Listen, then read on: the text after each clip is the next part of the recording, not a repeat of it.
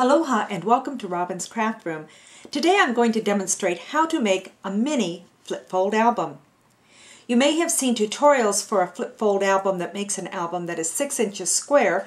This one is smaller and uses a lot less paper, but it still holds nicely sized 3.5 inch square photos. Let's open one of these and I'll show you what it looks like inside.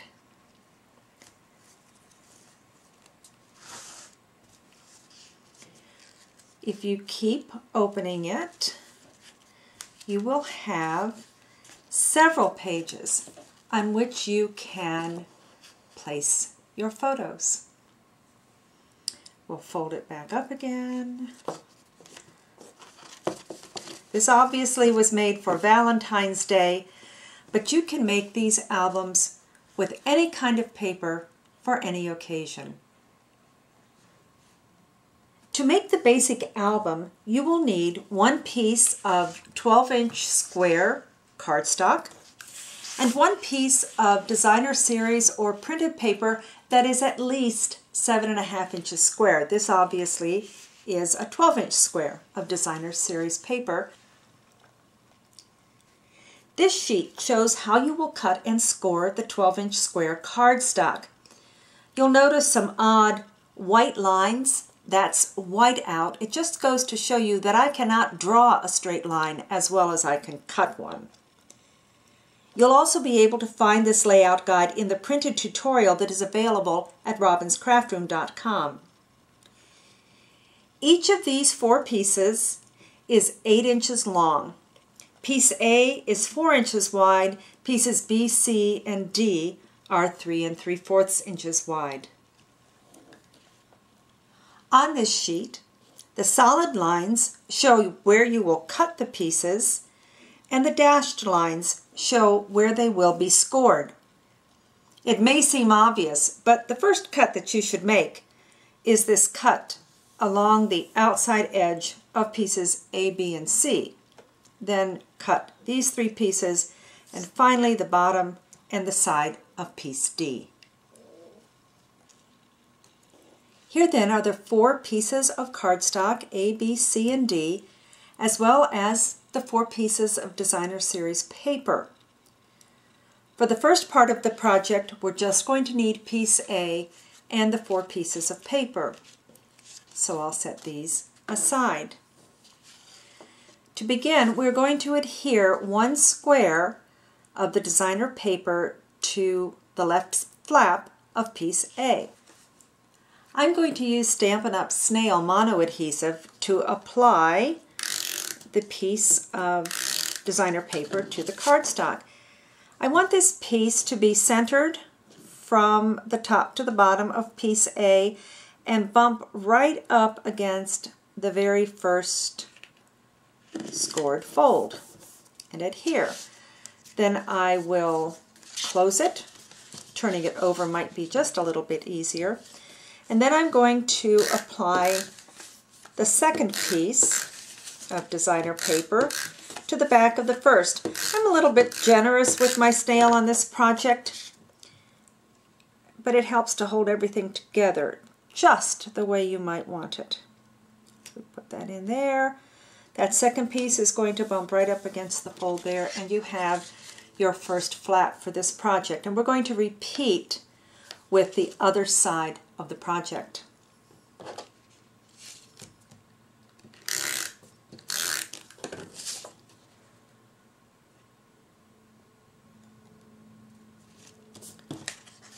We'll apply that, turn it over,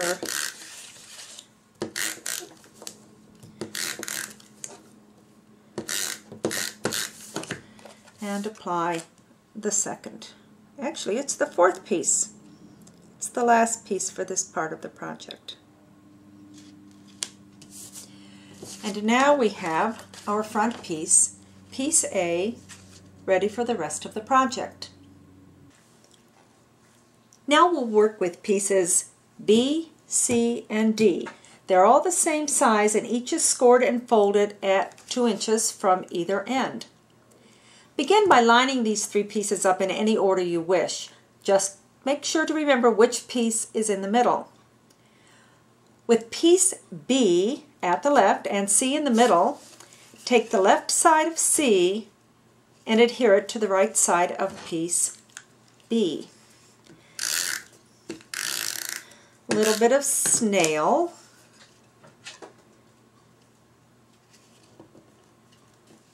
All right, and now we're going to take the right side of piece C and adhere it to the left side of piece D.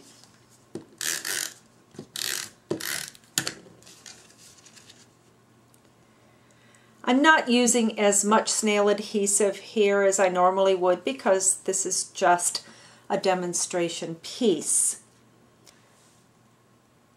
For the next step, it helps to fold all of these pieces in towards the middle. So I'll fold first the middle piece, then the flap from D, the flap, and then fold B. What we're going to do is take this piece and set it into the middle of the prepared piece A.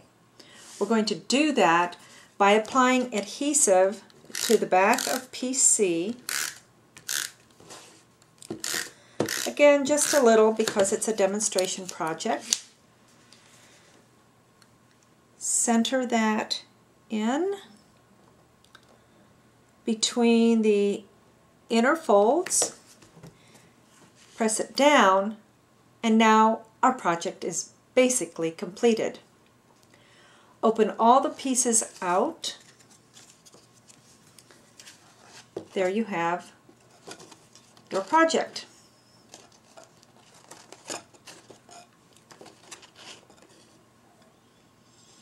When you want to fold it, I like to fold one side, then the other of the center. Then we'll fold D in and fold B in and fold the inside flap and the outside flap. And there your project is completed. And now let's go back and look at those two projects that I showed you at the beginning of the tutorial. I like to have ribbons to tie these albums closed.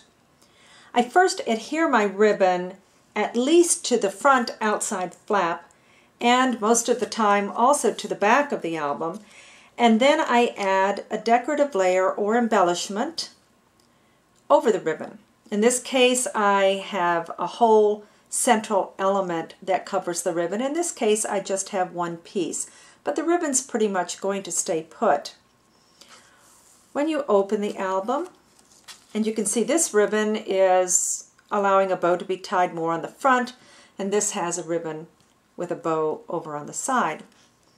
When I open this up, I can take extra designer series paper and cover the inside of the album. I like to use these smaller flaps with plainer paper so that I can put some journaling on them, explain what these pictures are all about. Journaling is so important when you're doing any kind of an album, whether it's a full-blown scrapbook or just a mini flip fold album. I hope you've enjoyed this tutorial and will take time to look at the other tutorial videos in Robin's Craft Room. Aloha!